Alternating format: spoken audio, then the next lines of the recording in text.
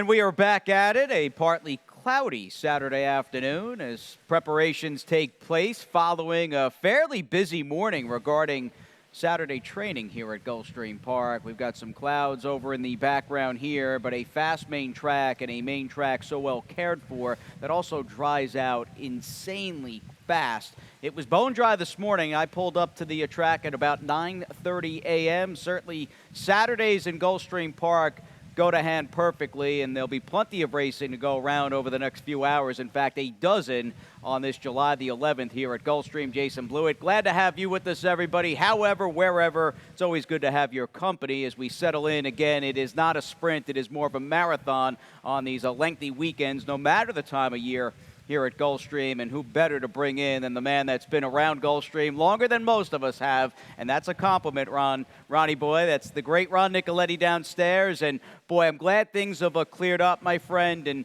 but as a result, of course, of the heavy rain we had right before the 9th race, we're off the turf today. Heavy is not the best way to explain it. It was a downpour, so we're off the turf this afternoon, but we got the fast main track, as you mentioned, at the top of the show. This track dries out very quickly, and we still got that nice Rainbow Six carryover a little on guarantee a little later on in the car. It starts in race number 7, so I'm ready to go. I am as well. Just a little housekeeping here. It's our Saturday rite of passage as we look back to yesterday's Stronach 5, a payoff of over $6,200 thanks to that. And it was essentially a Stronach 4 with the all button, because the last race was moved from the turf to the main track at Gulfstream. But how about that first race winner, my friend, up at Laurel Park? Yeah, that sort of set the tone. $52.40. If you had it, you only had to worry about 3 other races, but that was a tough one to get, I would imagine, at $52.40. You would think. That was a good race, too. It took a while to get them in the gate, but once they finally did, that was a pretty exciting turf race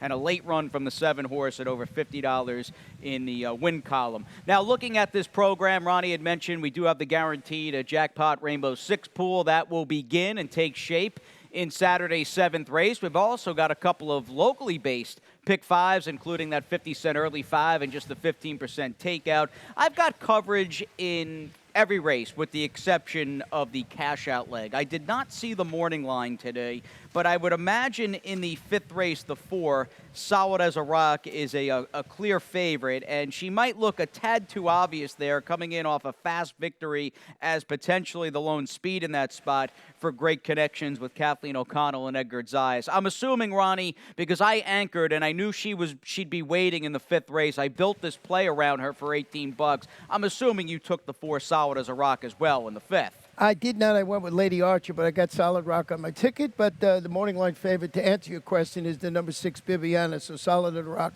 second on the line. All right. I'm gonna disagree with that. I think Solid as a Rock is going to be favored, and I think she's going to prove a likely winner there in the cash out leg to this 5th race. Now, the race for favoritism is not cut and dried here in the first race as we start the card on the main, and that'll be the battleground throughout the next few hours here at 5.5 furlongs. It's a 12-5, 3-and-up filly mare maiden claimer, and although you do have some numbers, you've got to work your way through a field where at times some of these horses have not run all that well and haven't been all that consistent. However, I think the 3 Nanita, who I picked, as you've got trainer Antonio Sano in off a 2-win Friday afternoon in a barn that can be a little hot and cold. I like when this barn gets warm, and Antonio is blazing hot. So I've got that in my corner, and I also just think this daughter of Chitu found the 7H just too far to go last time out. Little less distance for her, and I'm going to take the 3 Nanita in a real scramble to start the card. Yeah, turning back to 5.5 furlongs, track the pace, and as you mentioned, finished 4th. And yeah, I think go with the horse that you have in 3rd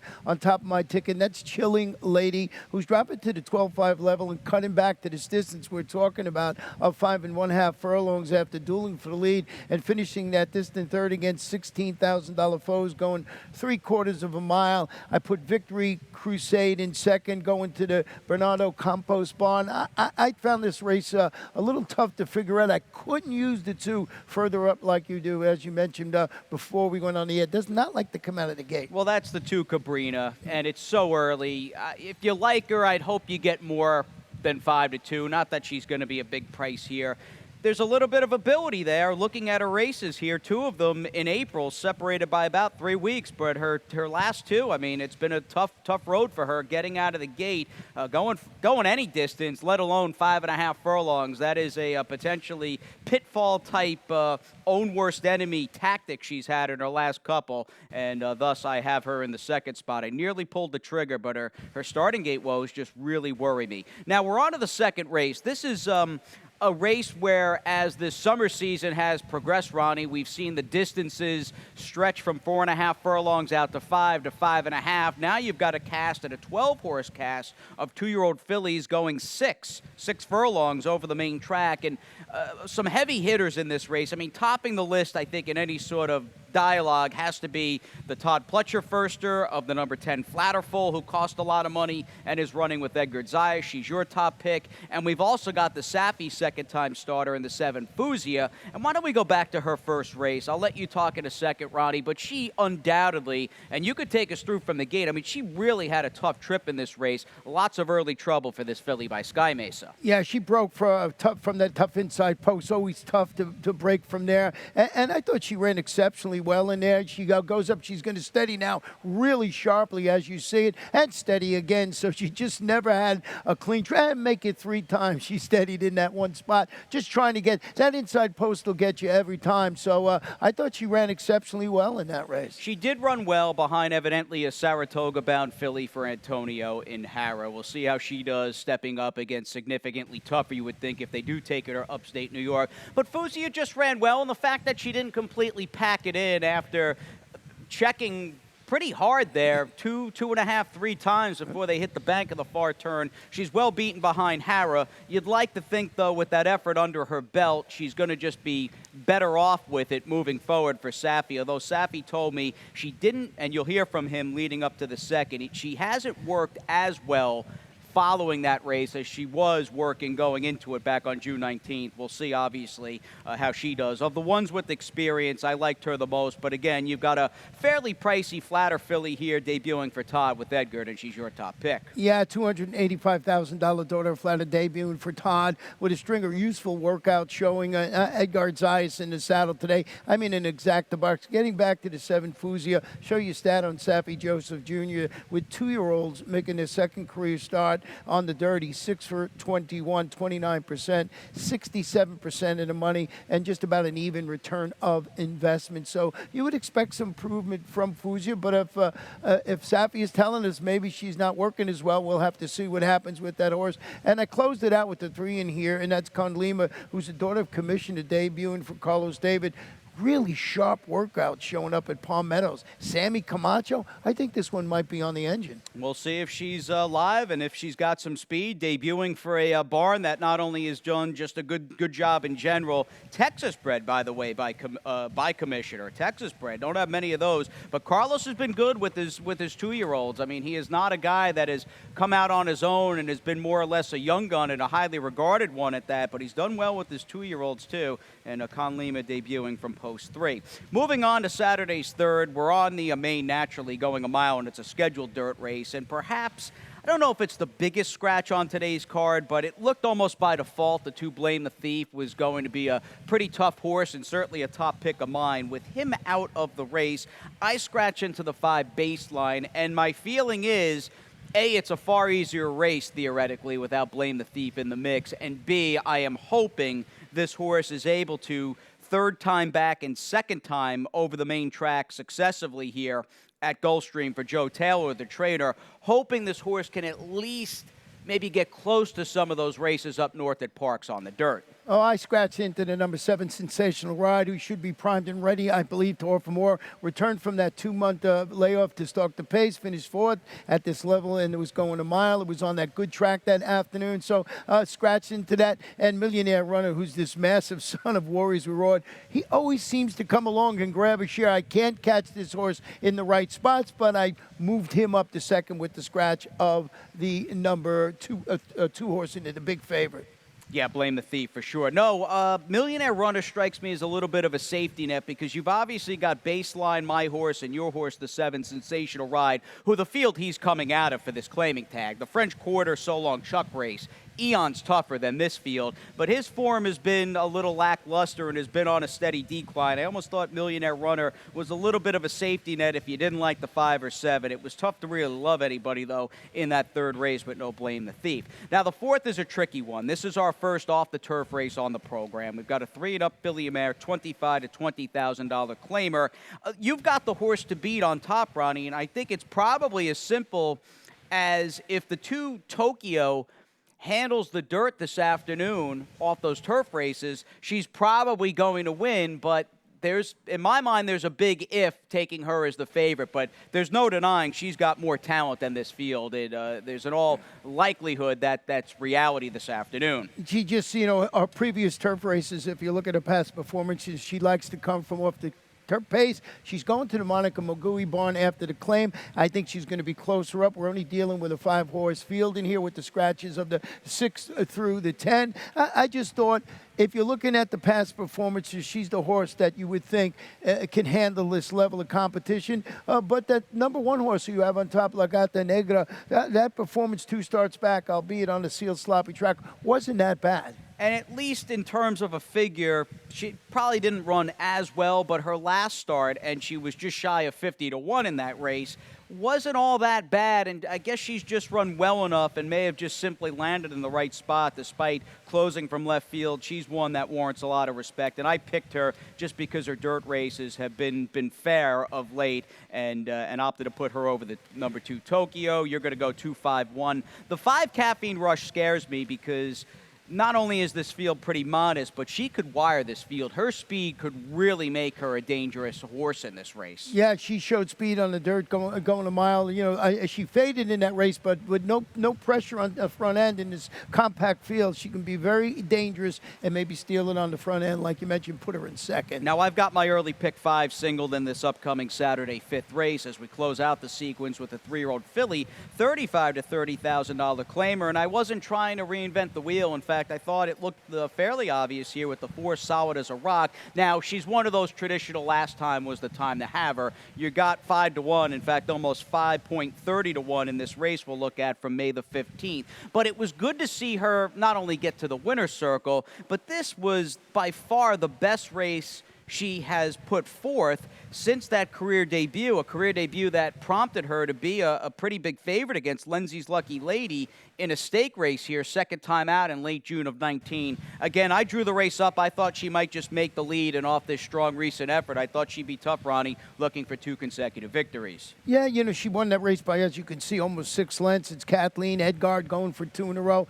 Good performance there. It's going to be interesting to see how she performs this afternoon. I just went with Lady Archer on top. We changed barn, went to the Barry Croft barn after the claim. Hopes to get back to her winning ways. She stalked the pace. She finished third at a mile last time out. She's never been beaten at this distance, 2 for 2. I just took a little bit of a shot. Bibiana, who's the morning line favorite, no slouch in the win department too. Going to try and make it 3 in a row. And Solid as a Rock was certainly living up to her name last time out. She was very solid winning that race. $25,000 to $20,000 maiden claimers are up next. Fillies and Mares and Saturday 6. We're just a race out from the guaranteed pick 6 this afternoon. Now, looking at this race, we're going to go right back to Kathleen O'Connell this afternoon, and Edgard, in fact, who will team up after hopefully getting it done with Solid as a Rock into the form of the number 6, Princess Betty. She ran really well first time out. I don't know about the quality of this field moving forward, and that's the one nagging thing that I don't like. But the fact that, and you can't really see it from the running line, but watching the replay, she broke fine. I mean, she broke with the field.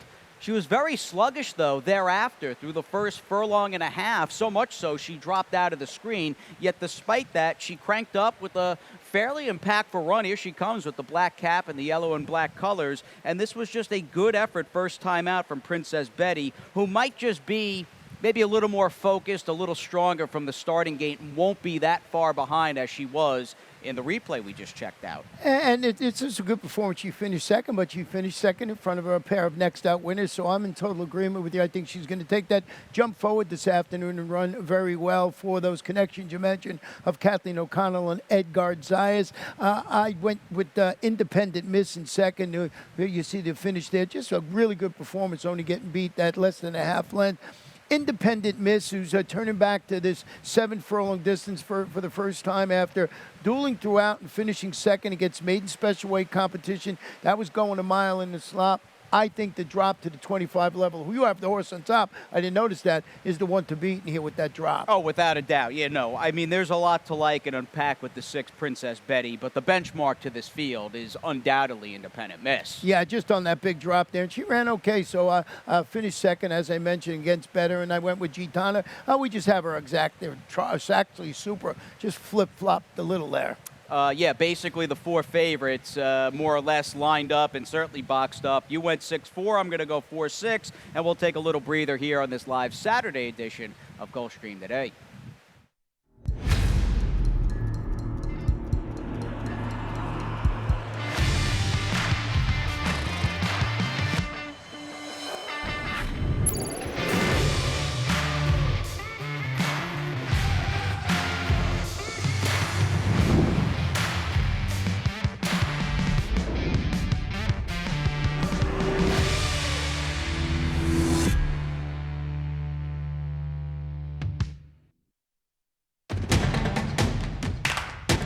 And they're off. Second in the 2-path. Round by Hurd inside. Race.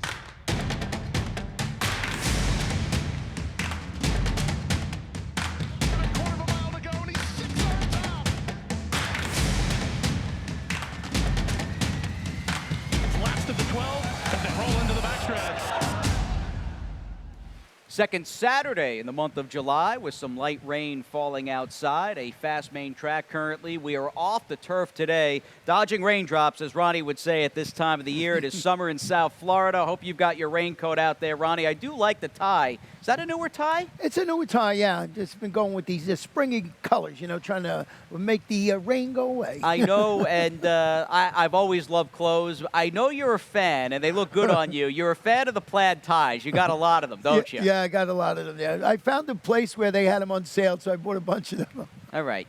I know what to get you for Christmas. Now, you take this thing down today, this Rainbow Six, my friend, I expect a present in return, a big fat voucher perhaps, or a new Tesla. I'll go with a Tesla or a Cadillac, buddy boy. Yeah. What are we doing this afternoon? Well, I got a $43.20 ticket, and I went 3 deep in here. We have a couple of races in the sequence, races 7 and 11 that were taken off the turf. So I went 3, 7, 8 in here with some Subliminal, Criminal, Farmstrong, and My Boy Blue in there. 2 in race number 8 with the Blessed Journey and Lucky Mike in that particular race. I think those are the logical 2. 3 deep in race number 9 with Wicked Temptations. That one's a little bit of a long shot for me. 8-1 on the morning line. Royal Duke and Mince. Race 10, I think the 2 logicals are For the Road and Silvery Enough. And then in race number 11, big scratches. All the horses on the outside look good to me. That's a good race, though, isn't it? Oh, yeah, it's an excellent race there because there was a lot of main track onlys in it. And I went with the 3 outside horses on my ticket, 12, 13, and 14, and 2 in the last with the number 4 and the number 8. A couple of big scratches in that race, too, with the one horse who was my top pick in there. So I moved Tribute Flag, who I think is absolutely the one to beat, with a couple of scratches in that race. No, I'm with you on Tribute Flag in the nightcap. That horse second out, I don't think we'll ever find a field as comfortable as that one appears on paper for him. And he'll be favored in the nightcap and does look pretty salty there. Ronnie's ticket at 43.20. Now, you're 3 deep to start this thing out with a post time of about 3:05 Eastern to chase the Rainbow Six on this 7-11 Saturday here at GP. Now, we got a 3 and up $32,000 to $30,000 maiden claimer in the opening leg. And I looked at this race for a while after it was moved to the dirt. And although the lack of speed worries me a little bit with the 8 Farmstrong, I feel pretty comfortable in taking this colt by Wicked Strong on top. And the bottom line for me, Ronnie, is effort 2 back was obviously good for trainer Diane Marici on the dirt. I think he's moved up a little bit following that private sale. I think Diane's got him in a good groove now with Luca riding. Yeah, that was a pretty good performance last time out, so I think this horse is going to grow and run. That was on the dirt, a couple of starts back. I did go with the number 3, Subliminal Criminal. As you mentioned, it's going to have to be closer to the pace today, and of course, guesswork. Those races at Ellis Park on the dirt weren't bad. Been on the synthetic at Turfway Park in its last 2. It's Kenny McPeak, and then My Boy Blue I used on the ticket, who's dropping a notch in the maiden scale today for Lily curtain as it's been on the turf. Rajiv Mirage in the saddle. So I just thought maybe that horse can run okay. And with Ken McPeak having a stable here, I mean, he's got a summertime presence for the first time since I moved to South Florida. Might be ever he's had a string down here during the summer months. Got to wish him the best of luck today a bit later on at Keeneland with our Fasig-Tipton Gulfstream Oaks winner and Swiss Skydiver with her trying the boys in the bluegrass. Yeah, it's going to make that race so intriguing. Yeah, and Ken bought a really nice farm up there in Ocala, so he's just a stone's throw away. And I guess that's why he has this really nice string down here in South Florida. Yeah, no, he's had an impact for sure. He's left the right horses, as they say, in Howendale Beach. And without a doubt, the 3 Subliminal Criminal is the horse to beat in the off-the-turf Rainbow Six opener. Now, the 8th race is scheduled for the main. We'll move on to the late pick 5. A late pick 5 that saw me double my $18 investment in the early sequence. I'm doubling it here. I'll go $36. Didn't single anybody. I thought, because I do like the 2 Sandy's Blaze, I almost stood alone with him, but there's the what-if factor with the 3 Rack Gin. What if that horse is able to refine some of that old form here in for the $25,000 while he's second back off a long layoff? I've got 3 horses and played the second leg, that 9th race here at GP, pretty close to the vest. 3 very logical horses in leg 2.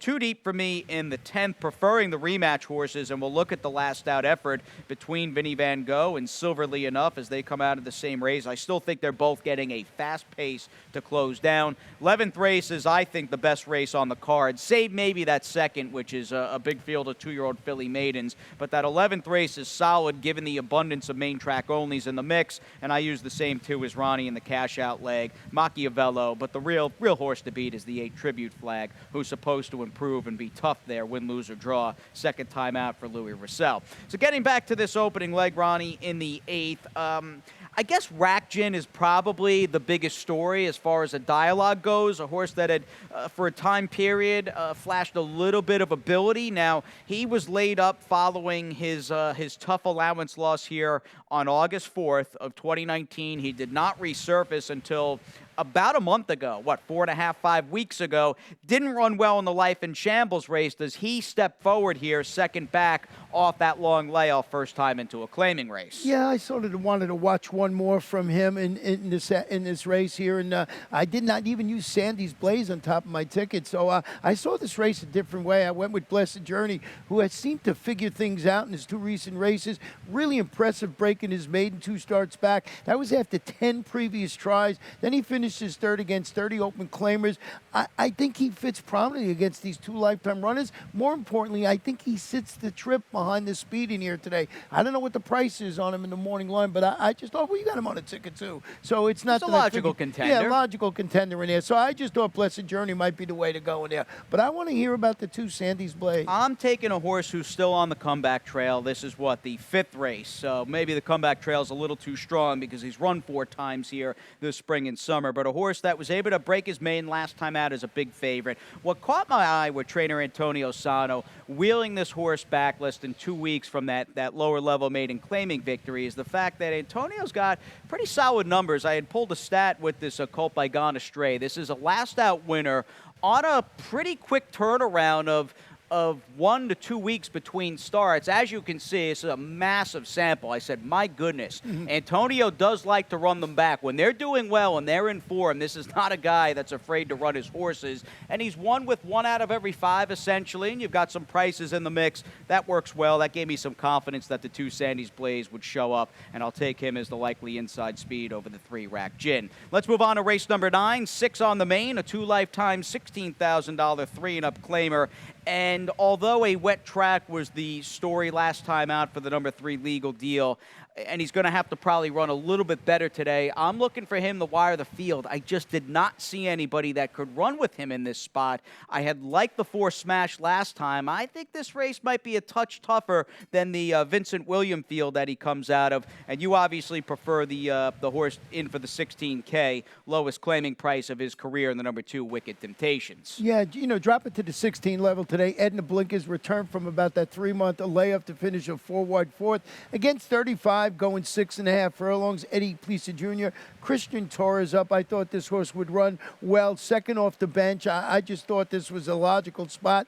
I mean, the drop is a little, you got to think about the drop. Why such a big drop? But I just thought this was the one to beat. Yeah, Kathleen better have a good day with her speed horses, because she's got a couple of really nice horses in this race, in the day, I should say, that have shown some speed. With Edgar, this one, Aramillo, actually. Yeah, Misael's got the amount on the 3 legal deal. Is he this level? I don't know, but I'm hoping that speed of his could subvert maybe taking on some horses he might not be as talented as, and clearly you like the 8 Royal Duke to get a good piece of this. Did they prep him last time out? Is that your feeling with this horse getting back to the main? Yeah, he's run well when sprinting on the main track. He's going back to the dirt today after returning from that 6-month layoff to finish that. He had some trouble in that race. He steadied. He was shuffled back. That was against those 2 lifetime claimers going 5 on the turf.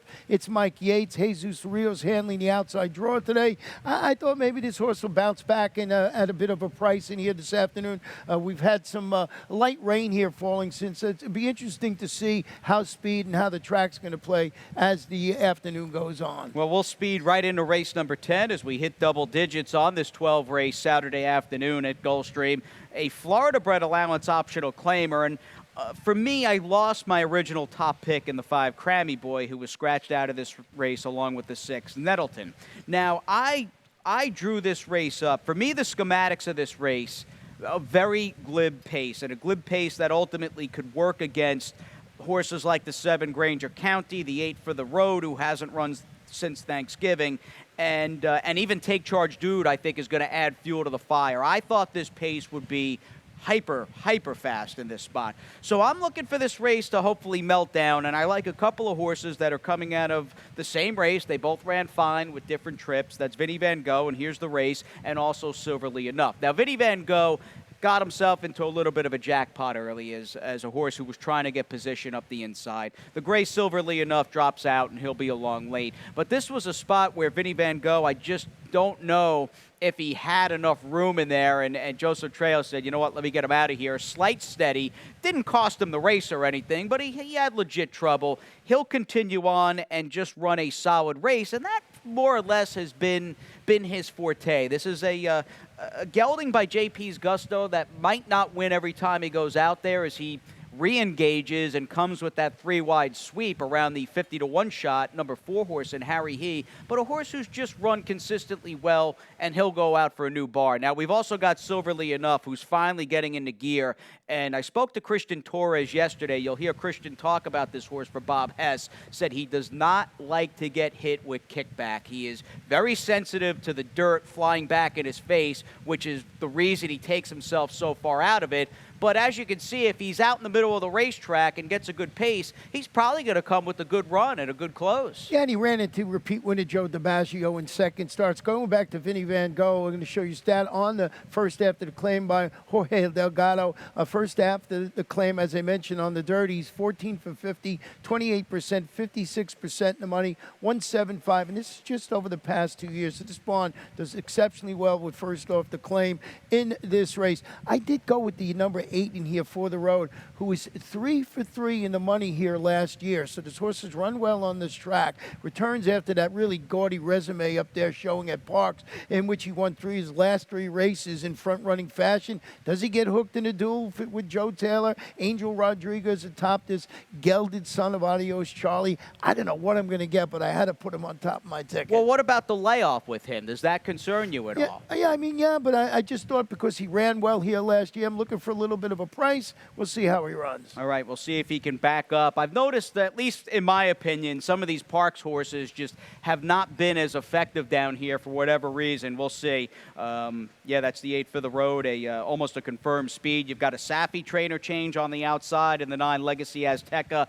I got the vibe from talking to Safi about this horse yesterday. He felt maybe this was a pretty tough spot to get this horse going locally at Gulfstream, and he might be a horse who would be better off after today's race and the 10th. We'll see what happens with him. Now, the 11th is off the turf. It'll go at a mile on the main.